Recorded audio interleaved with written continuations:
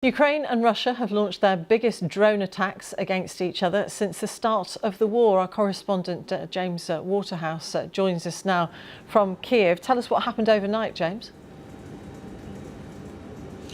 Well, there are a lot of drones in the sky, to put it mildly. You know, since Russia started targeting cities in this way with these drones since 2022, last night was a record. More than 145 were reportedly launched at cities and regions right across Ukraine. Here in Kiev in the centre, the eastern Donetsk region, Kharkiv in the northeast. The list goes on. It really was a sizable attack. Where mostly Iranian-made Shahed drones were used. They have a distinctive wingspan, a propeller engine, and quite a nasty warhead on the front, packed with explosives typically. And they are designed, broadly speaking, to terrorise populations. They're not usually used to hit military targets in that sense, but they fly over. You can hear the sound of the engines. You can also hear air defences as well. And to be honest, this is a record night which follows a record month.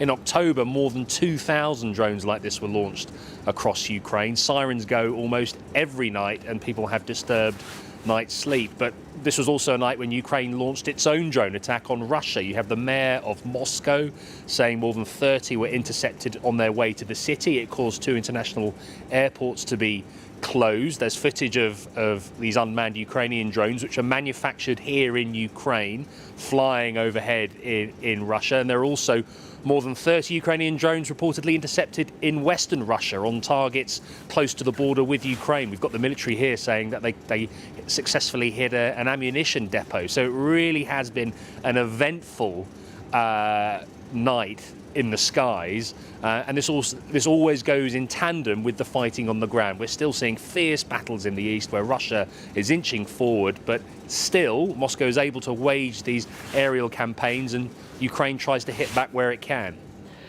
Does this represent an escalation in the conflict overall, though? I think this is a par for the course, but especially so. Let's put it like that. I think it is clear, because these Shahed drones are relatively cheap, costing tens of thousands of pounds compared to millions with a missile, Russia is able to sustain these kinds of attack. It is true that Russia is advancing on multiple parts of the front line. It clearly is trying to take as much of Ukraine as possible, not least with the US presidential election outcome, not least with uncertain political times ahead on whether there will be some kind of negotiation. But clearly Russia is going for it, and it is escalating in a sense that it is leaning on North Korea more. We're seeing the geopolitical footprint of this war enlarged too. So perhaps an escalation, but in a war of attrition, it's about who loses first. And at the moment, it is Ukraine very much on the receiving end of this relentless invasion, attacks from the sky, and it's looking to get any kind of leg up where it can. James, thank you very much. James Waterhouse in Kiev. Well, the latest Russian and Ukrainian drone strikes come as the head of the UK Armed Forces says that Russia has suffered its worst month of losses since the start of the war in Ukraine. The Chief of the Defence Staff, Admiral Sir Tony Radakin, said an average of 1,500 Russian soldiers were killed or wounded every day in October. He added that Russia had now lost more than 700,000 troops in the war and was spending more than 40% of public expenditure on defence and security. He's been speaking to Laura Kuensberg. Russia is paying an extraordinary price for Putin's illegal invasion. So October was the worst casualty figures for Russia so far.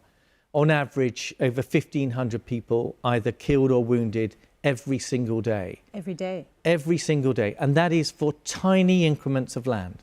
There is no doubt that Russia is making tactical territorial gains, and that is putting a pressure on Ukraine, because Ukraine is having to put more people to the front line, and Ukraine is also under pressure from the airborne attacks and the long-range missiles that are impacting on their energy infrastructure, which again hits the morale of the nation. But at the higher level, you then need to come back to Russia. Russia is spending over 40% of its public expenditure now on defense and security. That's more than it spends on education and health combined. that's an enormous drain on Russia as a country. And yet, from the outside, looking at this, it looks like there is a horrific stalemate going on, where on both sides there are dreadful losses, innocent civilians being caught up in a war, and there is no sign of any breakthrough. But are you suggesting that Putin can't sustain this? So I'm saying that the longer the war goes on for Russia, the more difficult it is. Russian economy is under pressure. It will be okay this year. It can survive next year. As you look through next year and into 2026, the Russian economy is under more and more pressure. And the Western approach has been to be really clear that Western countries will maintain their support to Ukraine and to do that for as long as it takes. And that's the message that President Putin has to absorb, and that's the reassurance for President Zelensky. Chief of the UK Defence Staff, Admiral Sir Tony Radakin.